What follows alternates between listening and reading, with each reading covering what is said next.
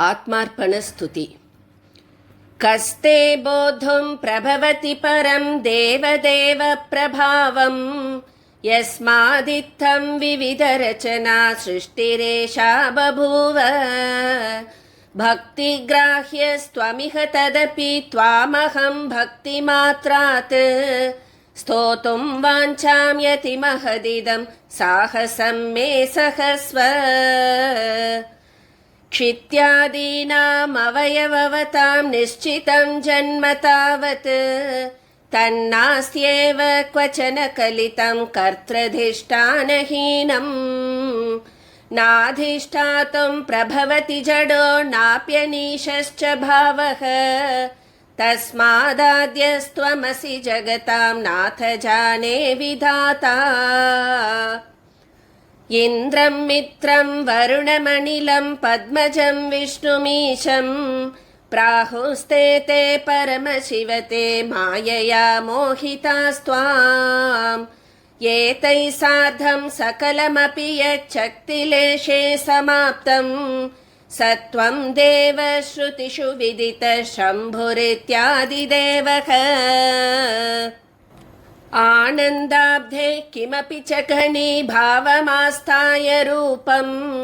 शक्त्या सार्धं परममुमया शाश्वतं भोगमिच्छन्। अध्वातीते शुचिदिवसकृत्कोटिदीप्रेकपर्दिन् आद्ये स्थाने विहरसि सदा सेव्यमानो गणेशैः।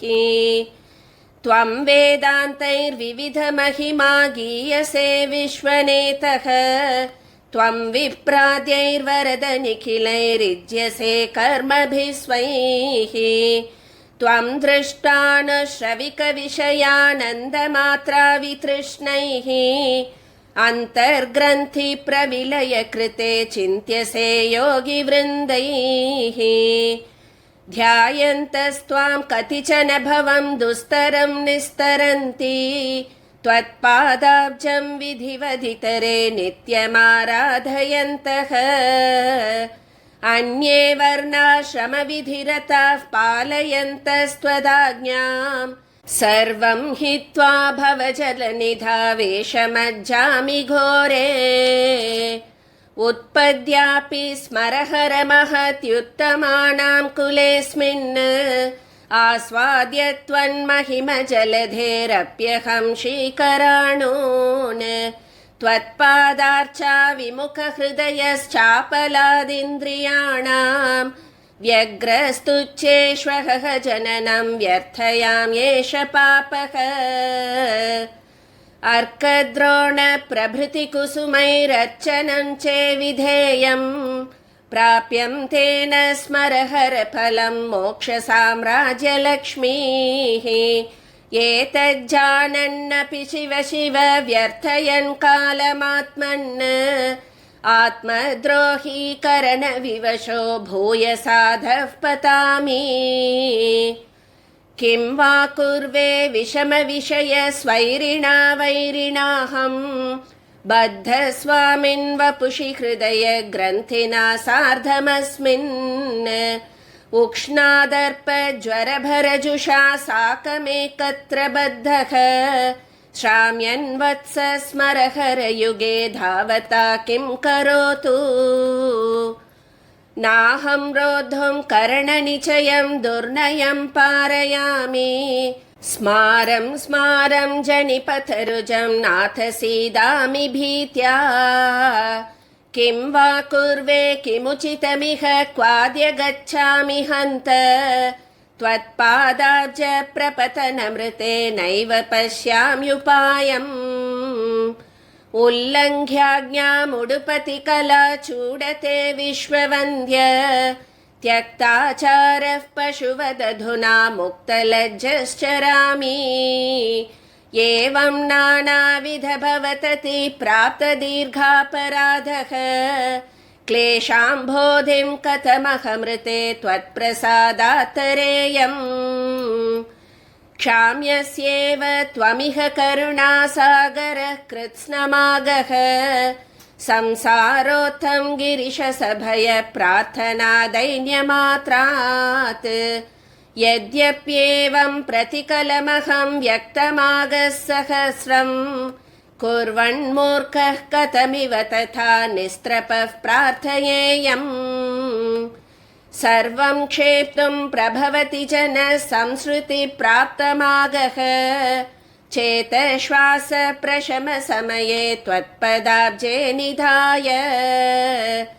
तस्मिन् काले यदि मम मनो नाथ दोषत्रयार्थं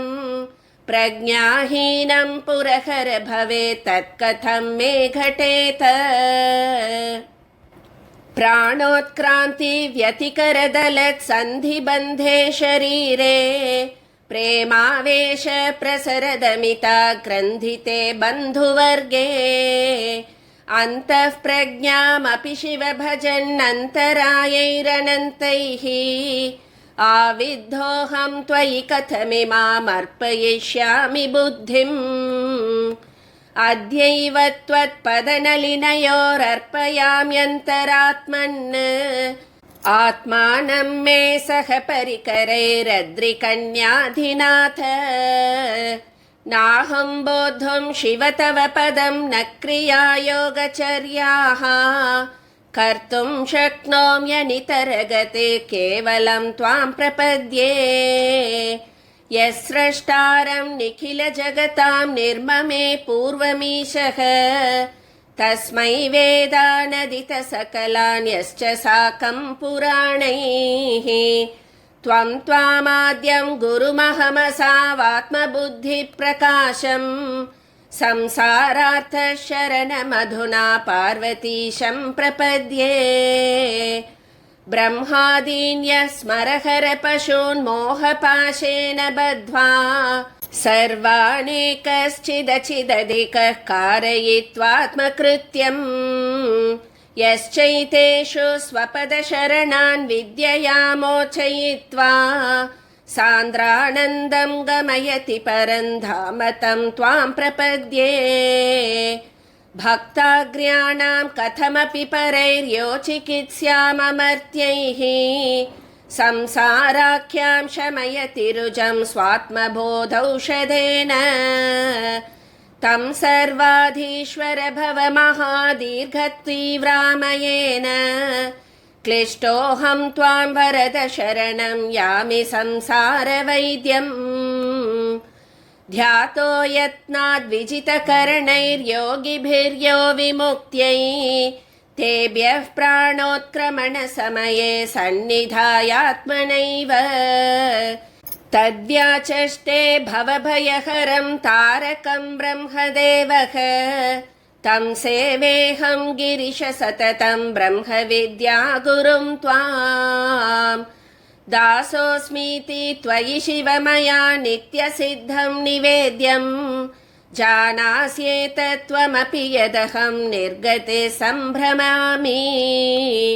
नास्त्येवान्यन् मम किमपि ते नाथ विज्ञापनीयं कारुण्यान्मे शरणवरणं दीनवृत्तेर्गृहाण ब्रह्मोपेन्द्र प्रभृतिभिरपि स्वेप्सित प्रार्थनाय स्वामिन्नग्रे चिरमवसरस्तोषयद्भिः प्रतीक्ष्यः द्रागेव त्वां यदिह शरणं प्रार्थये कीटकल्पः तद्विश्वाधीश्वर तव कृपामेव विश्वस्य दीने कर्मज्ञानप्रचयमखिलं दुष्करं नाथ पश्यन् पापासक्तं हृदयमपि चापारयन् सन्निरोधुं संसाराख्ये पुरहरमहत्यन्धकूपे विषीदन् हस्तालम्ब प्रपतनमिदं प्राप्यते निर्भयोऽस्मि त्वामेवैकं हतजनिपथे पान्थमस्मिन् प्रपञ्चे मत्वा जन्म प्रचय जलधेर्बिभ्यतः पारशून्यात्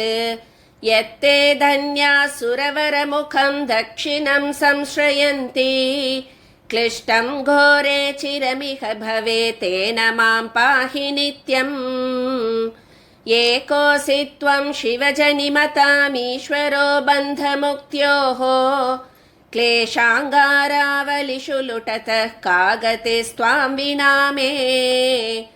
तस्मादस्मिन्निह पशुपते घोरजन्म प्रवाहे खिन्नं दैन्याकरमतिभयं मां भजस्व प्रपन्नम् यो देवानां प्रथममशुभद्रावको भक्तिभाजां पूर्वं विश्वाधिकशतधृतिं जायमानं महर्षिः दृष्ट्या पश्यत् सकलजगति सृष्टिसामर्थ्यदात्र्या सत्वं ग्रन्थि प्रविलय कृते विद्यया योजयास्मान् यद्याकाशं शुभदमनुजाश्चर्मवद्वेष्टयेयुः दुःखस्यान्तं तदपि पुरुषस्त्वामविज्ञाय नैति विज्ञानञ्च त्वयि शिवरुते त्वत्प्रसादान्न लभ्यं तद्दुःखार्तः कमिह शरणं यामि देवं त्वदन्यम् किं गूढार्थैरकृतकवचो गुम्फनैः किं पुराणैः तन्त्राद्यैर्वा पुरुषमतिभिर्दुर्निरूप्यैकमत्यैः किं वा शास्त्रैरफलकलहोल्लासमात्रप्रधानैः विद्याविद्येश्वरकृतधियां केवलं त्वत्प्रसादात् पापिष्टोऽहं विषयचपलः सन्ततद्रोहशाली कार्पण्यैकस्थिरनिवसतिः पुण्यगन्धानभिज्ञः यद्यप्येवं तदपि शरणं त्वत्पदाब्जं प्रपन्नं नैनं दीनं स्मरहर तवोपेक्षितं नाथ युक्तम् आलोच्यैवं यदि मयि भवान् नाथ दोषाननन्तान् अस्मत्पादाश्रयन पदवीं नार्हतीति क्षिपेन्माम् अद्यैवेमं शरणविरहात् विद्धि भीत्यैव नष्टम् ग्रामो गृह्णात्यहिततनयं किन्नु मात्रा निरस्तम् क्षन्तव्यं वा निखिलमपि मे भूतभावि व्यलीकम् दुर्व्यापारप्रवणमथवा शिक्षणीयं मनो मे न त्वेवात्या निरतिशयया त्वत्पदाब्जं प्रपन्नं त्वद्विन्यस्ताखिलभरममुं युक्तमीश प्रहातुम् सर्वज्ञस्त्वं निरवधिकृपासागरः पूर्णशक्तिः कस्मादेनं न गणयसि मामापदब्धौ निमग्नम् एकं पापात्मकमपि रुजा सर्वतोऽत्यन्तदीनं जन्तुं यद्युद्धरसि शिवकस्तावताति प्रसङ्गः अत्यन्तार्ति व्यथितमगतिं देव मामुद्धरेति क्षुण्णो मार्गस्तव शिवपुरा केन वा नाथ नाथ कामालम्बे बत तदधिकां प्रार्थनारीति मन्यां त्रायस्वैनं सपदि कृपया वस्तु तत्त्वं विचिन्त्य एतावन्तं भ्रमणनिचयं प्रापितोऽयं वराकः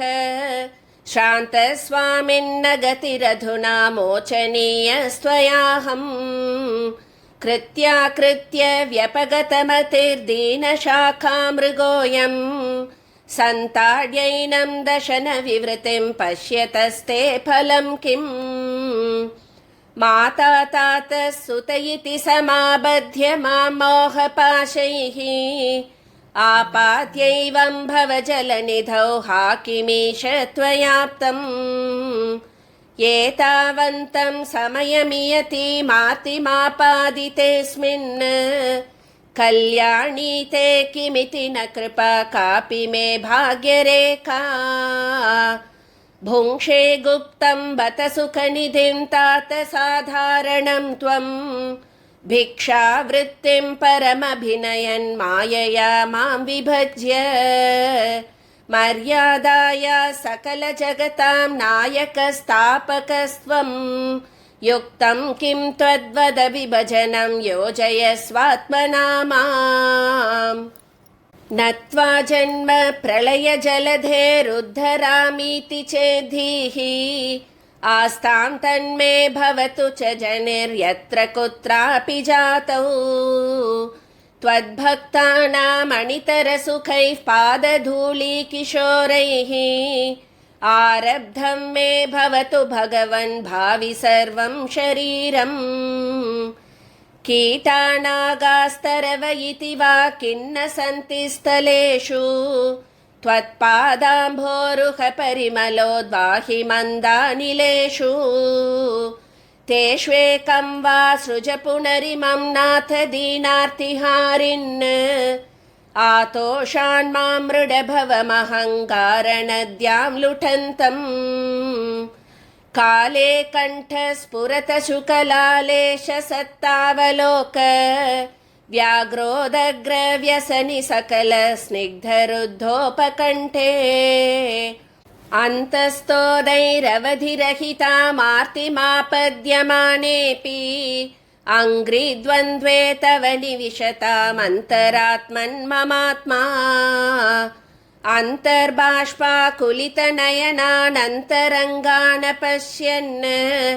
अग्रे घोषं रुदितबहुलं कातराणामशृण्वन् अत्युत्क्रान्तिश्रममगणयन्नन्तकाले कपर्दिन् अङ्घ्रिद्वन्द्वे तव निविशतामन्तरात्मन्ममात्मा चारुस्मेराननसरसिजं चन्द्ररेखावतंसं फुल्लन्मल्लीकुसुमकलिका दाम सौभाग्यचोरम्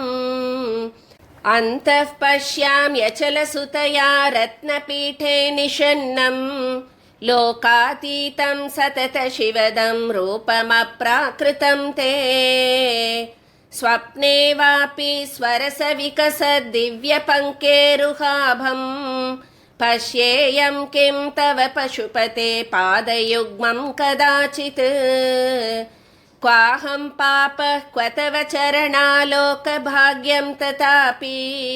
प्रत्याशां मे घटयति पुनर्विश्रुता तेऽनुकम्पा भिक्षावृत्तिं चरपितृवने भूतसङ्घैर्भ्रमेदं विज्ञातं ते चरितमखिलं विप्रलिप्सोकपालिन् आवैकुण्ठद्रुहिणमखिलप्राणिनामीश्वरस्त्वं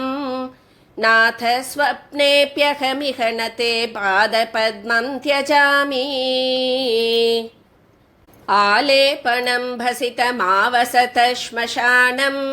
अस्थीनि ते सततमाभरणानि सन्तु निह्नोतुमीश सकल श्रुतिपारसिद्धम् ऐश्वर्यमम्बुजभवोऽपि च न क्षमस्ते विविधमपि गुणौघं वेदयन्त्यर्थवादाः परिमितविभवानां पामराणां सुराणां तनुहिमकरमौले तावता त्वत्परत्वे कति कति जगदीशाः कल्पितानो भवेयुः विहर पितृवने वा विश्वपारे पुरे वा रजतगिरितटे वा रत्नसानुस्थले वा दिश भवदुपकण्ठं देहि मे भृत्यभावं परमशिव तव श्रीपादुकावाहकानां बलमबलममीषां बल्बजानां विचिन्त्यं कथमपि शिवकालक्षेपमात्रप्रधानैः निखिलमपि रहस्यं नाथ निष्कृष्य साक्षात् सरसिज भवमुख्यैः साधितं नः प्रमाणम् न किञ्चिन्मेनेतः समभिलषणीयं त्रिभुवने सुखं वा दुःखं वा मम भवतु यद्भावि भगवन् समुन्मीलत्पाथोरुहकुहर सौभाग्यमुषिते पदद्वन्द्वे चेतः परिचयमुपेयान् मम सदा उदरभरणमात्रं साध्यमुद्दिश्य नीचेषु असकृदुपनिबद्धामाहितोच्छिष्टभावाम् अहमिह नुतिभङ्गीमर्पयित्वोपहारम् तव चरणसरोजे तात जातोपराधी सर्वं सदाशिवसहस्वममापराधम् मग्नं समुद्धर महत्यमुमापदब्धौ सर्वात्मना तव पदाम्बुजमेव दीनः स्वामिन्ननन्यशरणः शरणं प्रपद्ये आत्मार्पणस्तुतिरियं भगवन्निबद्धा यद्यप्यनन्यमनसा न मया तथापि वाचापि केवलमयं शरणं वृणीते दीनो वराक इति रक्ष कृपानिधे माम् इति श्रीमद् अप्पय्य दीक्षितेन्द्र कृत श्री आत्मार्पणस्तुति सम्पूर्णम्।